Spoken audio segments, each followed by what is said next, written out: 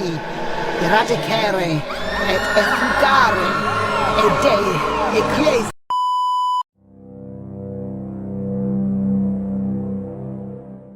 कभी एक्सोर्सिज्म के बारे में सुना है? जब किसी ह्यूमन बॉडी पर भूत प्रेत कब्जा कर लेते हैं तो इस इवल स्पिरिट को भगाने के लिए पंडित, मौलवी, फादर को बुलाया जाता है। रोमन कैथोलिक प्रीस्ट, फादर, इनके एक्सोर्सिज्म में बहुत सी टेरिफाइंग चीज़ें देखने को मिली हैं। ऐसे ही एक एक्सोर्सिज्म की कहानी आज हम आपको सुनाएंगे। एमा स्मिथ 23 मार्च 1882 को मिलवॉकी, यूएसए में पैदा हुई। उसका बचपन बाकी बच्चों की तरह ही था, सब कुछ ओके था until she hit puberty.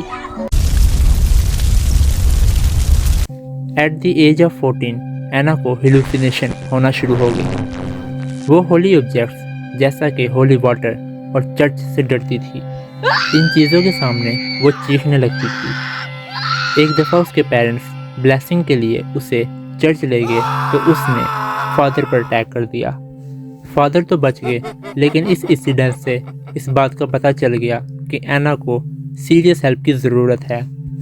1895 से 1928 तक एना पर बहुत से प्रेयर्स और एक्सोर्सिज्म किए गए, लेकिन वो सब फेल हो गए। फिर अगस्त 1928 को फादर थियोफिलिस राइसिंगर ने एना पर एक स्ट्रॉन्ग एक्सोर्सिज्म करने का फैसला किया। इस दफ़ा फादर ने फ्रांसिस्कन सिस्टर्स की हेल्प ली। 17 अगस्त 1928 को एना का एक्सोर्सिज्म शुरू किया गया। एक्सोर्सिज्म की जो डिटेल हमें मिली है वो बहुत डरावनी है। एना बेकाबू हो चुकी थी। लिटरली 4 नन्स ने उसे पकड़ा हुआ था, इसके बावजूद कि एना को बेड के साथ बांधा हुआ था। उसके मुंह से बहुत डरावनी आवाज़ें आ रही थीं। वो 7 डिफरेंट लैंग्वेजेस में बात कर रही थी। कई दिन से भूखा होने के बावजूद वो लीटर्स के हिसाब से उल्टी कर रही थी, जो कि ह्यूमनली इम्पॉसिबल है। लेकिन इस एक्सोर्सिज्म का सबसे खौफनाक सीन अभी बाकी है। इन एक्सोर्सिज्म के दौरान एक दफ़ा एना की बॉडी हवा में उड़ने लगी। वो लिटरली फ्लाई कर रही थी। I don't know how is that possible, लेकिन ये सच है। एना की बॉडी मेनली 3 स्पिरिट्स की पोजेशन में थी। Jacob, her own father, Meena, उसकी आंट और एलिजिडली उसके फादर की लवर, और जेडस इस्कैरियट। जिन लोगों को नहीं पता, जेडस इस्कैरियट वो आदमी था जिसने जीसस क्राइस्ट से गद्दारी की थी।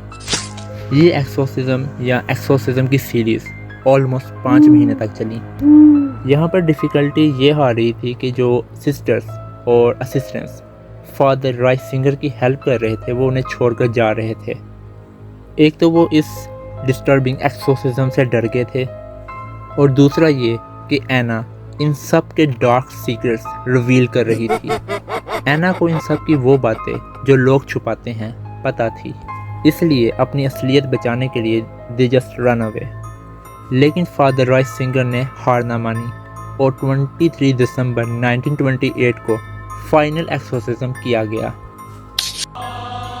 फादर बाइबल की वर्सेस पढ़ रहे थे और एना पर शैतानी ताकतों ने काबू किया हुआ था। एट लास्ट फादर इन शैतानों को एना के जिस्म से निकालने में कामयाब हो गए। इन इवल स्पिरिट्स के एना की बॉडी से निकलते वक्त आवाज़ आई, बेल्ज़ेबब, जेडस, जैकब, मीना, hell hell hell, my Jesus mercy, praised be Jesus Christ. अब एना होश में आ चुकी थी। वो बिल्कुल ठीक थी और 1941 अपने मरने तक किसी भी किस्म के पोजेशन से हमेशा फ्री रही। ये फादर राइसिंगर का यकीन था जिसने एना को एक नई ज़िंदगी दी।